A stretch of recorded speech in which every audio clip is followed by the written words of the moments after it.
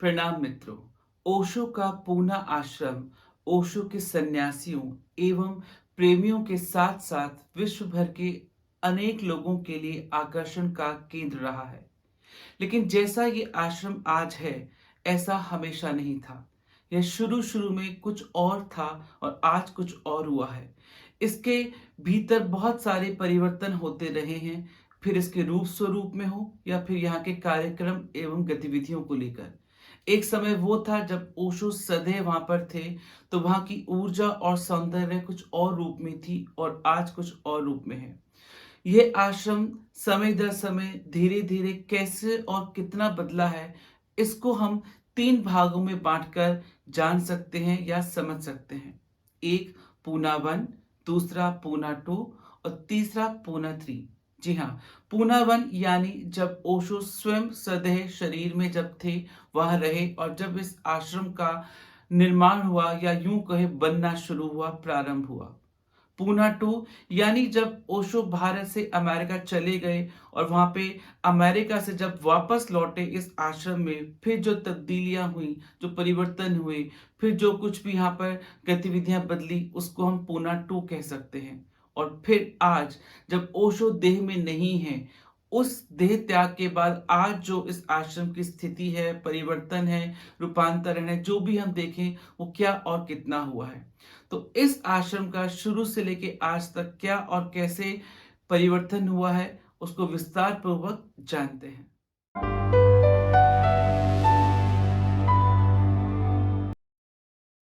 स्वामी जी, जब ओशो वापस पूना आए अमेरिका से लौटकर, तो उस आश्रम की हालत क्या थी? क्योंकि ज़्यादा लोग देख-रेख तो कर नहीं रहे थे, तो वो कहते हैं कि जब गुरु सदैव वहाँ नहीं होता, तो चीज़ें साफ नहीं होती, व्यवस्थित नहीं होती। तो कैसी हालत में पूना 2 के शुरू-शुरू में आश्रम था? कुछ उस बारे में बताएँ। ओशो जब वापस पूनाटू में वापस आए तो उस समय तक उन्होंने स्वामी आनंद स्वभाव जी को उसका इंचार्ज बना दिया था। हुँ, हुँ। और आनंद स्वभाव जी एक बहुत अच्छे प्रबंधक थे। उसके पहले स्वामी सत्य बोधिसत्व हुआ करते थे हुँ, हुँ। और उस समय कम्यून की हालत कोई बहुत अच्छी नहीं थी। राइट। लेकिन जैसे ही स्वामी स्वभाव जी ने संभाला उसको, हुँ। और वो पूना के लोकल व्यक्ति हैं। हुँ, हुँ। सत्य वेदांत जी ना, सत्य बोधिसत्व जी हुँ। तो गुजरात से थे। राइट। और इनको स्वभाव जी को सारा पूना जानता है, तो ही वॉज केपेबल। हुँ, उनके पास पूरी क्षमता थी शहर के साथ तालमेल बिठाने की हुँ। और स्थान को धीरे धीरे सुंदर बनाते जाने की। और जब ओशो को वहाँ पहुँचना था, जो कि थोड़े समय के लिए पहले ओशो बॉम्बे रुके हुए थे, तो उन्होंने पूरी व्यवस्था कर दी। हुँ, ओशो के कमरे को वापस ठीक ठाक किया गया। हुँ, लिमिटेड साधनों में फिर भी उन्होंने अच्छा काम किया हुँ, कि ओशो आए तो वेलकमिंग अनुभव करें। हुँ, और उनको 6 महीने का समय भी मिल गया था। हालांकि हमें पता नहीं था कि ओशो बॉम्बे रुक जाएंगे या कहीं और जगह की तलाश हो रही है, तो कोई बात बताई नहीं गई थी। हुँ, हमें सिर्फ एक आध हफ्ता पहले ही पता लगा कि ओशो अब पुणे आ रहे हैं। हुँ। ओशो का स्वागत करना एक बड़ी चुनौती थी वहाँ पर, राइट। क्योंकि आते ही पुलिस का नोटिस आ गया, आधे घंटे के भीतर के छोड़ दो शहर। अच्छा। जो लौटने पर प्रशासन था वो भी वेलकमिंग नहीं था। हुँ, राजीव गांधी की सरकार वेलकमिंग नहीं थी। हुँ, महाराष्ट्र में कांग्रेस सरकार वेलकमिंग नहीं थी। हुँ, कुछ भी हमारी फेवर में नहीं था। हुँ, ऐसी चुनौतियों में ओशो का प्रवेश होता है और धीरे धीरे से ये सारे काले बादल छंटते गए। ओशो के आने के बाद हुँ। कुछ होता गया और हमने चीज़ें अपने आप देखा कि संभल रही हैं ओशो की उपस्थिति से। Right, right. अगर हम बाहरी ढांचे की बात करें आश्रम की, तो जब ओशो दोबारा पूना आश्रम अमेरिका में आ गए, तो क्या-क्या और चेंजेस हुआ? जैसे रंग को लेकर, बिल्डिंग को लेके, हॉल को लेके, ग्रूव को लेके, पार्क को लेके, गेट को? तो मैं चाहता हूँ शुरू से बताएँ। ओशो जब लौटे तो बहुत जल्दी उनके प्रवचन शुरू होने थे तो बुद्धा हाल तो बिल्कुल तैयार नहीं था, तो उसको समय दिया गया तैयार होने के लिए। और जो जो अभी ओशो का समाधि स्थल है च्वांगतसु, पहले भी च्वांगतसु था, उसको जल्दी तैयार किया गया ताकि वहाँ प्रवचन हो। तो अगर आप शुरू के उनके प्रवचन के वीडियो देखते हैं तो अपने कमरे से सीधा बिना कार में गए, कमरे से सीधा च्वांगतसु में आ रहे हैं और वहीं उनका सन्यासियों को नृत्य करा रहे हैं, सन्यासियों को ग्रीट कर रहे हैं, सन्यासी उन्हें ग्रीट कर रहे हैं। तो वो वहाँ से शुरुआत हुई ताकि 1-2 महीने में, 3 महीने में बुद्धा हाल को जल्दी से तैयार किया जाए, क्योंकि विश्व भर से हजारों लोग आने वाले हैं। वहाँ तो सिर्फ 200-500 लोग बैठ पाएंगे, इससे ज़्यादा बैठ नहीं पाएंगे, और लोग बेताब हैं आने को। तो उन्होंने एक तो ये कि खोज की गई कि मच्छरों से मुक्त होने के लिए कोई ऐसी व्यवस्था बाहर अगर करना है तो और वो हाल कैसे बनेगा, उसकी सारी जर्मनी से टेक्नोलॉजी और ये सारा कुछ संरचना की गई। गेट कैसे बदला, पहले गेट कैसे था, जो अब कैसा गेट हो गया था 2 में? पहले जो गेट था वो एक तरह से जिसको हम कहें गेटलेस गेट, प्राचीन भाषा में हाथी द्वार था। वो एक तरह से जो आश्रम की भव्यता की सूचना देता है। थोड़ा पुराना पड़ गया लेकिन वो था, उसको सिर्फ पॉलिश करके फिर वापस चमक लाई जा सकती है। लेकिन उन्होंने उसको नया रूप दिया और सब कुछ, जैसे नाम भी बदला। हमारे पीछे तो नाम ओशो धाम भी हो गया था उसका, रजनीश धाम भी नाम हो गया था। रजनीश इंटरनेशनल कम्यून की बजाय रजनीश धाम, रजनीश धाम भी लिखा हुआ देखा था हमने आने पर, और प्रकाशक भी रजनीश धाम, और सारा कुछ रजनीश धाम चल रहा था नाम। शायद ट्रस्ट के नाम बदले होते होंगे उनमें, इतनी जानकारी लीगल वाली मुझे नहीं है क्योंकि हम विदेश से आए थे। पर बाद में उसका नाम रजनीश इंटरनेशनल कम्यून ये, और जब ओशो नाम आया तो Osho international commune for Osho international foundation, ये सब बदलना शुरू हुआ। ये तो जो आज हम काला रंग, नीला रंग, पिरामिड देखते हैं, ये कब कब बने हॉल, और ये जो ग्रूव, बुद्ध ग्रूव, पूरा अपना बाशो, मतलब मेरा मतलब था कि ओशो की देह के सामने रहते रहते तक इतने पूरे सालों में क्या क्या बना जो पूना वन में नहीं था। क्योंकि वो जो ऑलरेडी था उनकी सिर्फ बाहर से दीवारों को ही काला करना था। अच्छा, जो नया बनना था वो पिरामिड बनने थे। ओके, पिरामिड तो आपने देखा कि ब्लैक एंड ब्लू उसमें, and Osho says black on black, मतलब माइल्ड ब्लैक और गहरा ब्लैक। हाँ, तो इस तरह से उन्होंने वो जो आर्किटेक्ट था उसको सुझाव दिया कि किस तरह के पिरामिड होंगे। एक तरह से ओशो स्वयं ही आर्किटेक्ट हैं, उसने तो वो उसको शक्ल सूरत देनी है जो टेक्निकल व्यक्ति है, तो गाइडेंस ओशो की ही थी। और उन्होंने सारी कायाकल्प करना शुरू किया, जैसे जितने नई बिल्डिंग्स जगह खरीदी गई, जैसे आश्रम के बैक डोर के सामने मिर्दाद बना, मिर्दाद के भी आगे एक नाला पार्क बना। ठीक है, तो इतने के ये गंदे पानी का ये बदबू आएगी, इसमें तेल जा रहा है, रेलवे के जो इंजन होते हैं उनका गिरने वाला जो कचरा है वो भी इसमें जाता है, तो उस पानी को क्लीन अप करना है, रिसाइकल करना है और उसका उपयोग करना है सिंचाई के लिए। तो ये सारी चीजें एक साथ चल रही थी। तो ये जो अपना बाशो ये सब बन चुका था ओशो के साथ? नहीं, बाशो नहीं बन चुका था। बाशो की योजना बन चुकी थी। बाशो बना तो ओशो के शरीर छोड़ने के बाद।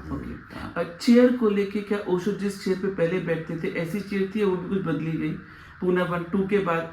नहीं, चेयर बदली गई, जैसे उनके कपड़े बदले थे। हाँ, तो वही मैं अब पे आता। अब वेशभूषा पर आए। हाँ, तो पूना 1 के वक्त ओशो ने 74 से लेके 84 तक 80s तक क्या पहना, और जब 84 वापस आ गए तो कैसी तब्दीलियां ओशो के लुक? 81 तक तो एकदम सफेद रोब होता था, सीधा सा, और कुछ नहीं होता था। ठीक है, हाँ, और हैट भी नहीं होता था।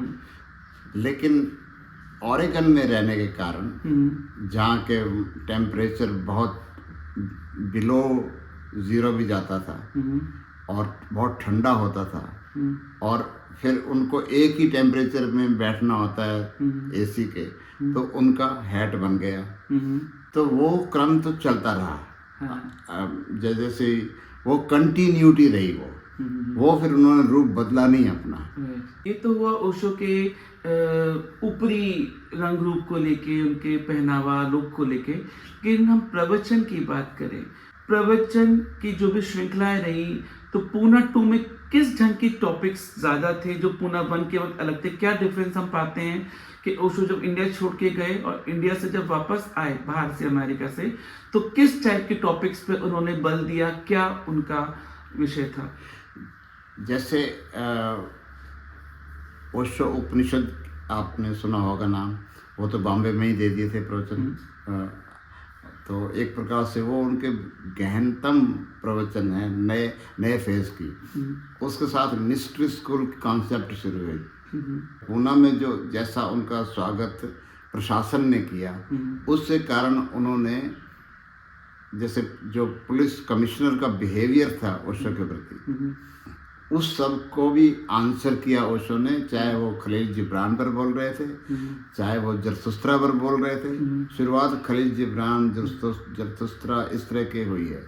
बॉम्बे में बियॉन्ड एनलाइटनमेंट और ओशो उपनिषद और सरमन इन स्टोन्स, तो इस तरह के जो गहरे गहरे प्रवचन हैं, उसकी भूमिका बन गई थी बॉम्बे के डिस्कोर्सेस में। बॉम्बे में शुरुआत कर दी थी। पूना आने पर वो फिर उनका एक तरह से आग्नेय रूप, फायरी रूप आ गया था। क्या था और किन विषयों पे था? वो ये था कि जो जहाँ जहाँ जैसा उनके साथ बर्ताव हुआ था उनके 21 देशों की यात्रा के साथ, तो उसका वर्णन बीच में आ गया। कुछ किताबें बता पाएंगे आप डिस्कोर्सेस जिसमें ये मिलते हैं पढ़ने? हाँ, जैसे Christianity the deadliest poison and Zen the antidote to it. तो इस तरह के जो प्रवचन हैं उनके, rebellious spirit, rebellious the rebel, इस तरह के नाम भी आए हैं। तो क्या उनकी भाषा शैली में भी कुछ हम अंतर पाते हैं? जब इंडिया में थे पहले शायद एक हिंदी ज्यादा रही होगी, और जब वहां से लौटे तो कुछ आपको कभी महसूस हुआ कि पूना 2 में पूना लौटने के बाद हिंदी प्रवचन नहीं हुए? अच्छा, सिर्फ अंग्रेजी ही हुए। यही जानना था। ये सिर्फ अंग्रेजी ही हुए। और उनको बॉम्बे में जो हिंदी थोड़े बोले थे, जैसे कोंपले फिर फूट आई, हाँ, कुछ अमृत की बूंद पड़ी, हाँ, वो जब बोले थे तो उसका कारण अभी ये था कि उस मीडिया समय से- सिर्फ हिंदुस्तानी सामने बैठे थे। राइट। ये तो हुआ ओशो के विषय और प्रवचनों के ऊपर। लेकिन अगर मैं बात करूं ध्यान की, ऐसी कौन सी ध्यान विधियां थी जो ओशो ने अमेरिका से लौट के कराई? क्योंकि वो बहुत कुछ देख के लौटे थे, चाहे मनुष्य को देख रहे हो, उसकी अवस्था देख रहे हो, तो किस टाइप की टेक्निक सब ओशो करा रहे थे जो पूना 1 के वक्त नहीं थी? उस बारे में कुछ बताएं। मैं इसको ये कहूँगा कि कुछ चीज़ों में तो कंटिन्यूटी थी, सातत्य था। जैसे पूना 1 में 5 ध्यान प्रयोग होते थे, वो रजनीशपुरम में भी होते थे, और पूना 2 में लौटने के बाद भी होते रहे। लेकिन जो थेरेपी डायमेंशन है उसमें परिवर्तन हुए। थेरेपी डायमेंशन में कैथारसिस वाली विधियों का ज़्यादा, जैसे no mind, born again, who am I, who is in, इस तरह की जो विधियां थी, उनको एक प्रकार से जिसमें सारे भारतीय भी सम्मिलित हो सकते हैं। और दूसरी जो वेस्टर्न लोगों के लिए थेरेपीज हैं, उनके जो कुछ नए नाम जुड़े थे वो भी होने शुरू हो गए थे।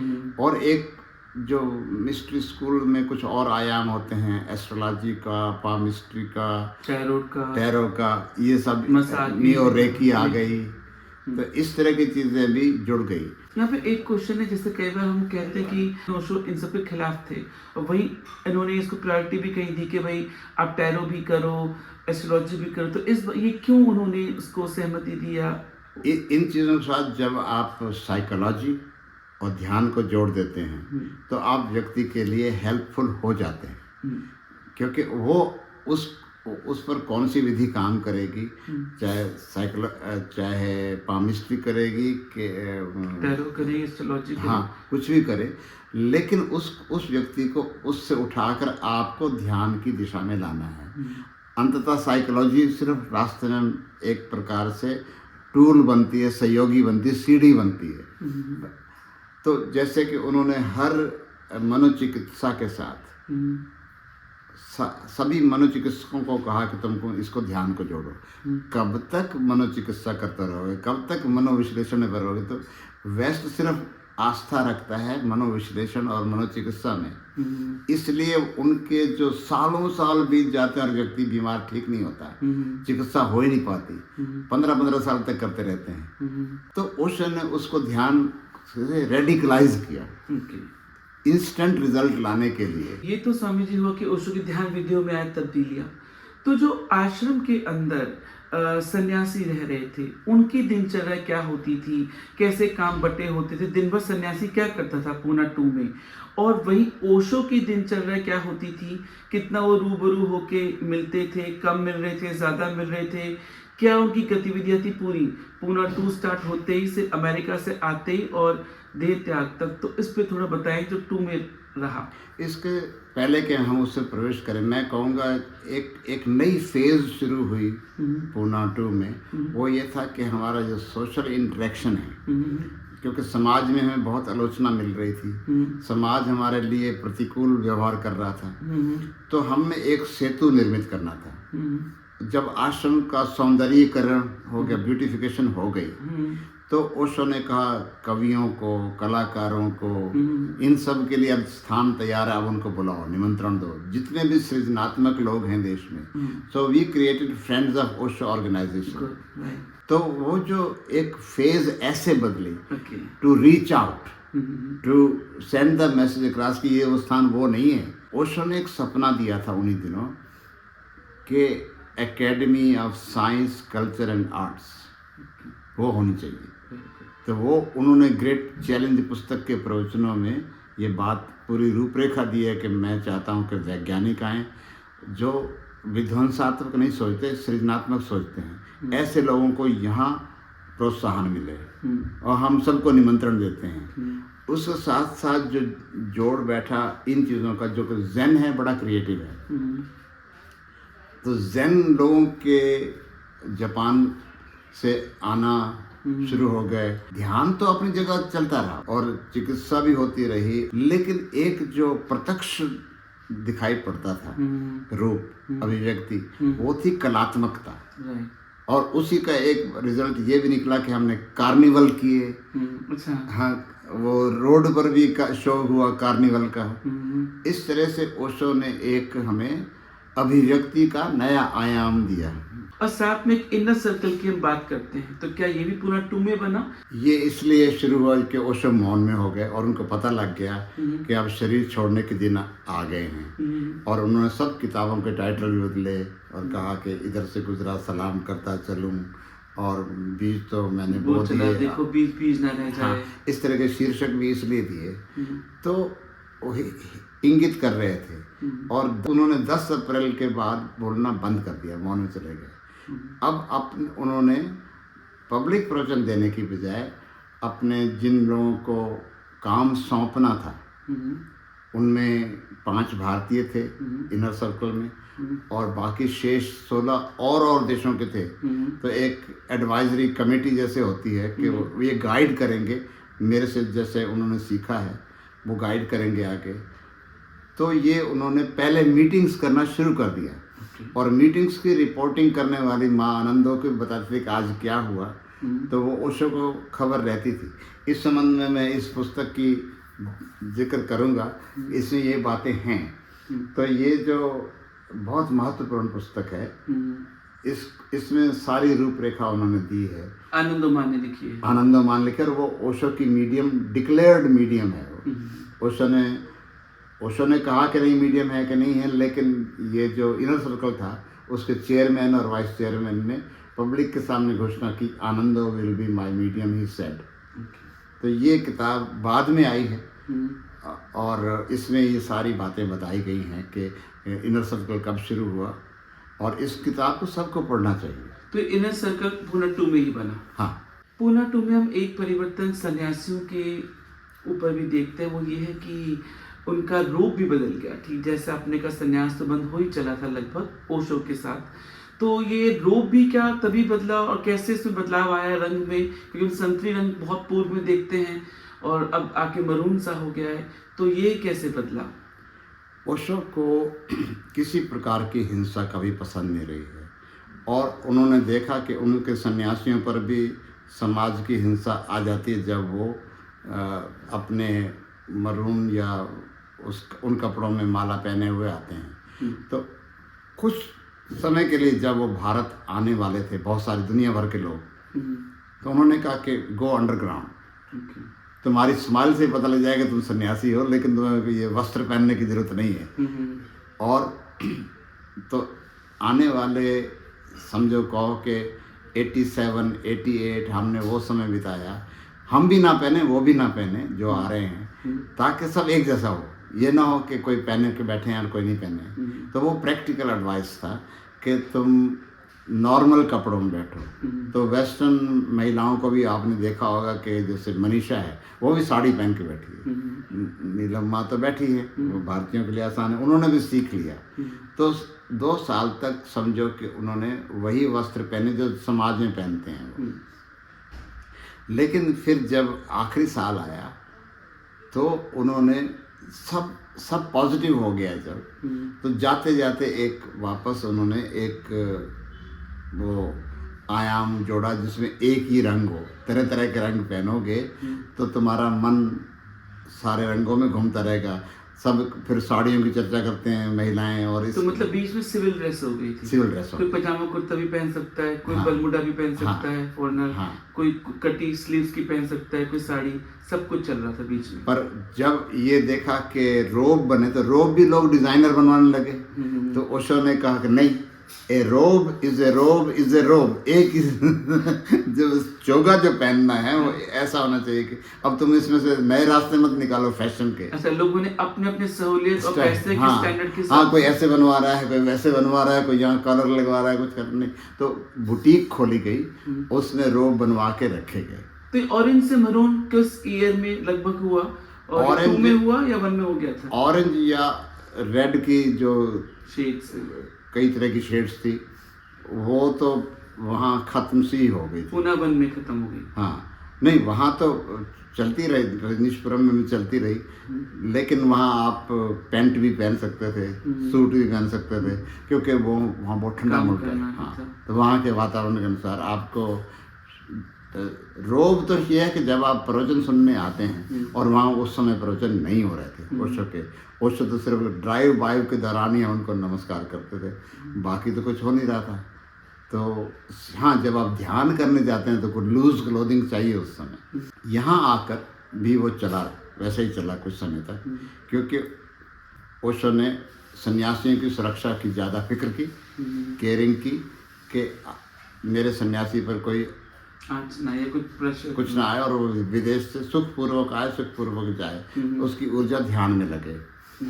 लेकिन जब 2-3 साल में सारा कुछ वातावरण बदल गया उनके इस व्यवहार से, तो ओशो ने वापस वाइट रोब और दिन भर के लिए मरून रोब इंट्रोड्यूस कर ली। ओके, तो ऑरेंज हट विदा हो गया, मरून ही हो गया। हाँ। कौन कौन से सेलिब्रेशन या फेस्टिवल्स और आ गए थे जो पूना 1 में नहीं होते थे? कौन कौन से थे जो पूना 2 के वक्त उत्सव या फेस्टिवल्स मनाए जाते थे? पूना 2 में वही उत्सव रहे, ओशो का जन्मदिन, सिर्फ एक प्रकार से कहें कि पुण्यतिथि तो हो नहीं सकती, 19 जनवरी तो हो नहीं सकती, और गुरु पूर्णिमा भी होती थी, 21 मार्च भी होता था, ये 3 तो होते थे। और 8 सितंबर वाला महापरिनिर्वाण जो उनके पिताजी के नाम से जुड़ा हुआ है, वो सब होता था। 4 तो होते ही थे, 5वां बाद में जुड़ा है, पर ये उन्होंने चलने दिया, उन्होंने उसको बंद नहीं होने दिया, और बल्कि उस समय तो ऊपर से फूलों की वर्षा हो रही है, जाकिर हुसैन नीचे बैठे हैं आए हुए हैं, हरिप्रसाद जी आए, आप उनके वीडियो देखिए कि कितने मस्ती से हमने वो किया उनका सेलिब्रेशन, पर वो बंद नहीं हुआ। एक आध बार ऐसे उतने उससे नहीं हुआ होगा, जैसे कि समझो कि जब तो जोर शोर से नहीं, लेकिन होता था, कभी बीमार पड़ गए हैं, नहीं आए हैं, तो उनका दूसरे दौर में पूना 2 में बीच में स्वास्थ्य बहुत बिगड़ जाता था। तो वो पूरे स्वास्थ्य की एक जर्नी बताएं पूना 2 की ओशो में। एक तो उनको दांतों की समस्या तो ओरेगन से चली आ रही थी, वो बनी रही। दूसरा फिर ये जो हमें ऐसी समस्या आ गई कि उनके यहाँ दोनों साइड में कुछ उनको सेंसेशन महसूस कान होती के है। पास। हाँ, एक तो ये है कि उनकी दृष्टि। झपकना आँखों का, और फिर वो उन्होंने चश्मा भी पहनना शुरू किया कुछ समय के लिए। राइट। उस दौरान ओशो जब अस्वस्थ अनुभव कर रहे होते थे तो कुछ दिनों तक विश्राम रहता, आते ही नहीं थे। फिर गैप के बाद आते, और कभी आपने सुना भी होगा कि I am sorry I could not come, मेरे साथ जो अमेरिका में पॉइजन दिया गया, वो सब बातें हुई। ऐसा समय होता था कि वो 20 घंटे 22 घंटे रेस्ट करें ताकि उनकी ऊर्जा बचे, और शाम के 2 घंटे हमारे साथ बिताएं। अच्छा, ऐसा भी होता था। हाँ, अगर मैं ओशो की सन्यासियों के साथ गतिविधियां, एक्टिविटीज की बात करूं, दिनचर्या की बात करूं, तो वो क्या रही? अमेरिका से आने से लेकर देह त्याग पूर्व तक कैसे ओशो प्रस्तुत होते थे, कितना बात करते थे, क्या क्या करते थे, वो सब क्या रहा पूना 2 में? मुझे ऐसा लगता है कि ओशो की उस समय 3 सचिव थे। एक भारत के लिए, एक अंतर्राष्ट्रीय गतिविधियों के लिए हास्यामा, भारत के लिए माँ नीलम, और लीगल मैटर्स के लिए माँ आनंदो, और फिर ग्लोबल कनेक्शन था जो कि सारी दुनिया में जो केंद्र गाइडेंस चाहते हैं उस सब को रूपरेखा देना। उन्होंने वो किया, वो उसी में समय निकल जाता था ओशो का। और हर चीज़ उनको दिखा के हम करते हैं, जैसे कोई किताब भी छापनी है, नया किताब का टाइटल नया होना है, रीप्रिंट होना है। ओशो का प्रकाशन में बहुत रस था, तो ओशो का ज़्यादा जोर जो चीज़ें बैक में चली गई थी उनको आगे लाने का था। उसके साथ साहित्य की वितरण व्यवस्था पर ज़्यादा जोर रहा, नए टाइटल कैसे छपें, पुराने आउट ऑफ स्टॉक ना हो जाएं, ये सारी बातें रहीं। आम के साथ और मंच पे प्रवचन देना, ये सब कब कितना? मंच के प्रवचन तो जैन के आसपास ज़्यादा घूमे, और उसके पहले प्रश्नोत्तर रहे, रेबल, रिबेलियस स्पिरिट, इनविटेशन, ये सारे क्वेश्चन। कितनी बार और कब? सुबह भी होते थे कभी, और फिर इवनिंग सत्संग तो उन्हीं चीज़ों का ही हो गया, क्योंकि वो दर्शन देने का, संन्यास देने का तो क्रम खत्म ही हो चुका था। वो संन्यास नहीं देते थे, जैसे कि पूना 1 में संन्यास दिया करते थे। संध्या का समय जो कि पूना 1 में दर्शन को हुआ करता था, जहाँ वो हमारे थर्ड आई को छूते हैं, एनर्जी दर्शन देते हैं, वो सब नहीं हुआ। अच्छा, पूना 2 में बंद हो गया। पूना 2 में बंद हो गया। पूना 1 में भी अमेरिका जाने के पहले भी उन्होंने अपने और सन्यासियों को ये काम दे दिया था, वो नहीं कर रहे थे। अरे करीब मैं डेट एग्जैक्ट बता दूं कि 24 मार्च 81 से बंद हो गया था। तो सत्य वेदांत, माँ लक्ष्मी, इनका नाम आया था, स्वामी तीर्था, इनका नाम आया था कि संन्यास भी देंगे और एनर्जी दर्शन भी देंगे। ओशो अपने इन लोगों के माध्यम से काम करते हैं। अगर रिसेप्टिव है व्यक्ति तो कोई भी माध्यम बन सकता है। उसका हमें कई लोग अपने अज्ञान में मखौल उड़ा देते हैं, पर ये बात नहीं है। जब ओशो ने किसी को चुना है तो उसके माध्यम से वो काम करते हैं। तो पर पूना 2 में संन्यास दीक्षा, आविर्भावा, जरीनमा ये सब कर रहे थे, पर ओशो नहीं कर रहे थे। तो अंततः जैसे हम कहें कि पूना 2, जिसे हम कहते हैं 84 के बाद से स्टार्ट हुआ, इंडिया आने के बाद मतलब, और 90 तक मूल चूल बड़ा अगर कहें तो क्या क्या आप समेटना चाहेंगे? क्या क्या बदल गया जो 70 के दशक में, 80 के दशक में उधर पूना 1 नहीं था, पूना 2 में था? वो क्या क्या याद आता है आपको मोटे तौर पर? ओशो का जो एम्फेसिस है, जोर देना था, वो क्या उनके पास बहुत कम समय बचा था।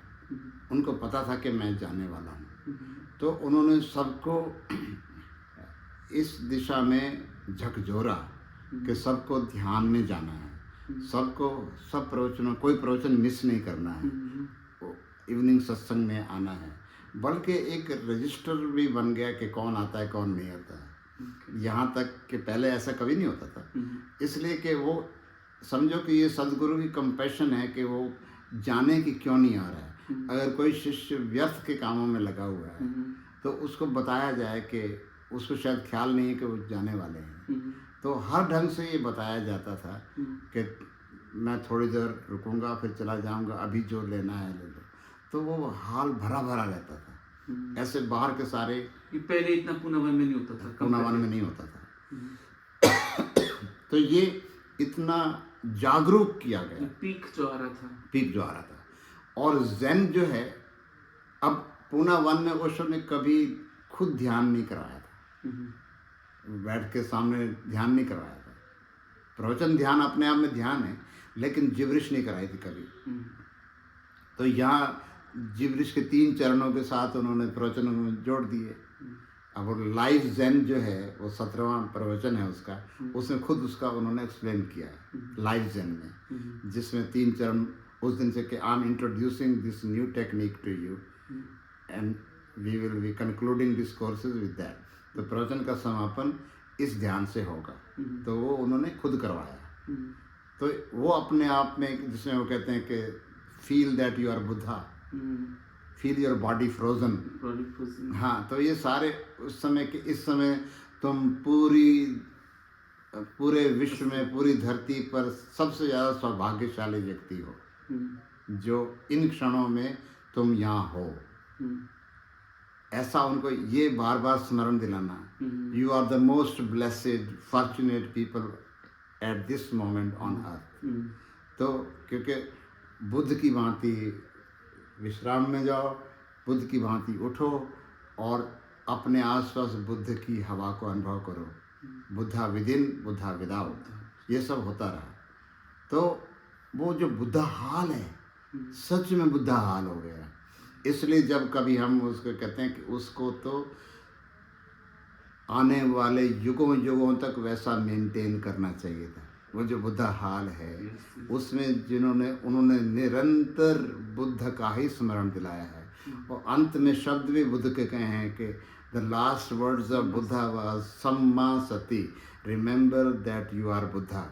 तो ओशो ने इतना उसको बल देकर कहा जो पहले कभी नहीं था कि तुम सब बुद्ध हो, तुम सारे मीडियम हो, तुम सारे मेरे सक्सेसर हो। मैं तुम्हारे बीच में रहूँगा, जहाँ कहीं भी ये वाइट रोब होगी, इवनिंग सत्संग होगा, मेरी उपस्थिति अनुभव की जाएगी। तो ओशो के कार्य की अगर हम बात करें, उसने भी गति पकड़ी, एक स्पीड पकड़ी। तो पूना 2 में और पूना 1 में आप क्या भेद देखते हैं उनके कार्य को लेकर, प्रचार प्रसार को लेके, ऑडियो वीडियो को लेके, पत्र पत्रिकाएं और लेखों को लेके, क्योंकि आप सब इनसे जुड़े रहे हैं। तो कैसे ये पूना 1 से भिन्न था, थोड़ा ये भी बताएं। इस क्षेत्र से मैं जुड़ा रहा क्योंकि उसमें एक पहले स्वामी आनंद मैत्री थे हमारे साथ, जो 87 में उनकी जुलाई में, शायद 16 जुलाई को उन्होंने, उनका देहांत हो गया। उसके बाद ओशो ने मुझे प्रेस ऑफिस का कार्य संभालने को कहा और स्पष्ट निर्देश दिए कि मेरे संबंध में जो भी समाचार पत्रों में छपता है या कोई भी लिखता है, उस पर आपको नाराज होने की, क्रोधित होने की जरूरत नहीं है। वो लिख रहे हैं क्योंकि उनको पता नहीं है, वो मेरे साथ रहते नहीं हैं। तुम मेरे साथ रहते हो यहाँ पर, तुम्हें हर बात का पता होता है, तो तुम उनको पॉइंट बाय पॉइंट आंसर दो। और कोई भी चीज़ आए तो उसको ऐसे जाने मत दो, उत्तर दो, ज़रूर दो। और जब वो प्रकाशित करें तो उनको धन्यवाद भी दो। तो वो मेरे लिए इतना ही गाइडलाइन थी कि फ्रीक आउट नहीं होना है उन पर, क्योंकि हम जनरली जब कोई किसी गुरु के बारे में, कोई हमारे गुरु के बारे में कोई खिलाफ बोलता है तो हम उलझ जाते हैं, उससे विवाद में पड़ जाते हैं। किस ढंग के लेख के विषय? लेख तो ऐसे ही थे क्योंकि वो जो अमेरिका से आए थे उनके पीछे बड़ा विवाद साथ में आया था, क्योंकि जेल में गए थे, शीला की कहानी हुई थी, मर्डर, ये स्टोरी वो स्टोरी, सब तरह चली रही थी, हवा में सब बातें थी। तो ओशो ने उसको, वो बादल धीरे धीरे छंटते गए। और मैंने देखा कि ओशो की जो प्रैक्टिकल एडवाइस होती है इतनी काम की होती है कि जैसे ही मैंने उसको अपनाया, टर्न अराउंड हो गया सारा कुछ। और साथ में उन्होंने कहा कि इतनी प्रैक्टिकल बात कि जैसे कम्यून के और लोग आंसर करना चाहते हैं कि कहीं कुछ छपा है, तो रिपीटेटिव ना हो तो सारे कीर्ति को दिखा के भेजें। पहले मेरे पास आए, तब ज़रूरत है कि नहीं है, तो ताकि उसका ऐसा ना हो कि सारे एक ही बात लिख रहे हों, तो हास्यास्पद हो जाएगा। अब बुक्स, ऑडियोज, वीडियोस हाँ। ये कैसे रही? क्या विचार बदले? कैसे प्रचार प्रसार में आई जो पहले इतनी नहीं थी? हाँ, फिर हमने उसका एक प्रकार से जो पत्रिकाएं थी हमारी, उनमें इन पर हर प्रवचनमाला की समीक्षा डालना, आज क्या बोले हैं, और कभी कभी जो प्रवचन में उन्होंने बोला उसकी प्रेस रिलीज बनाना। तो प्रेस रिलीज जो थी करीब हर हफ्ते जा रही होती थी। एक हफ्ते अगर ना मिले प्रेस वालों को कि स्वामी जी क्या हो गया, कोई आपकी ओर से कुछ मैसेज नहीं आया, तो प्रेस वाले भी हमारे प्रतीक्षा कर रहे होते थे कि कुछ वहाँ से आया हाँ नहीं। कुछ आए। और ओशो तो धमाकेदार कुछ न बोल देते थे हमेशा कि कभी बुद्धिस्ट लोग भड़क गए हैं, कभी इस तरह के लोग, कभी शंकराचार्य के भक्त भड़क गए हैं, ये सब बातें बोलते थे ओशो, और उसकी प्रेस विज्ञप्ति बनती थी। तो गति कैसे दे रहे थे उस काम को? पुनः वन के वनस्पत क्या क्या, जैसे लोग जोड़ जा रहे थे, चैनल से जोड़ रहे थे, कैसेट्स के लिए स्टाफ हाँ, और उन्होंने ये कहा कि जो वो इतने विभिन्न विषयों पर बोले हैं, जैसे बुद्ध जयंती आती है तो बुद्ध का प्रवचन अखबार में जाना चाहिए, और महावीर जयंती आती है तो भगवान महावीर पर उन्होंने क्या बोला जाना चाहिए, वर्ल्ड एड्स डे आता है तो उस पर भी जाना चाहिए। सर ओशो ने तो किसी मौके को छोड़ने को नहीं कहा हमें, और हमने छपवाना शुरू किया। जैसे स्पीकिंग ट्री तो ओशो के कारण ही शुरू हुआ है, टाइम्स ऑफ इंडिया का, क्योंकि उन्हीं दिनों इंदु जैन जी अपने 70 ट्रेनिंग जर्नलिस्ट को ओशो का प्रवचन सुनने ले आई थी, और हम बाहर बैठे, वो सारे 3400 में बैठे। तो हम आज भी है वो प्रवचन उनका जर्नलिज्म पर, ओशो का, कि जर्नलिज्म के को कैसा होना चाहिए। तो कोई बुक या हाँ, बुकलेट है। नहीं, आई मीन वो किस प्रवचन में है, कुछ बताना चाहिए? वो मेरे पास है, मैंने उसके बुकलेट बनवा के भी बांटता रहा हूँ कि समीर जैन ने, नंदिता जैन ने क्वेश्चन पूछे हैं, तो उनके मालिकों ने पूछे हैं, और उनके ट्रेनिंग जर्नलिस्ट सामने बैठे सुन रहे हैं, तो वो मैं उनको देता रहा हूँ। और उससे प्रश्न ये था कि क्या हमें धार्मिक कालम को यूज़ करना चाहिए, तो उनकी टाइम्स ऑफ इंडिया की ये पॉलिसी होगी कि सेक्स से लेकर संबोध समाधि तक अखबार में सारी बातें होनी चाहिए। अभी क्या होता है, डोमिनेंस होती है सेक्स की, या नंगे फोटो की, इसकी उसकी, वो सब तरह की, तो वो ध्यान का पहलू तो छूट जाता है। तो ओशो से जो उनको गाइडेंस मिली वो कि इसको, ध्यान को आने वाले दिनों में महत्व देना चाहिए। आशा है ओशो के पूना आश्रम से जुड़ी ये जानकारी आपको पसंद आई होगी। देखने के लिए बहुत बहुत धन्यवाद।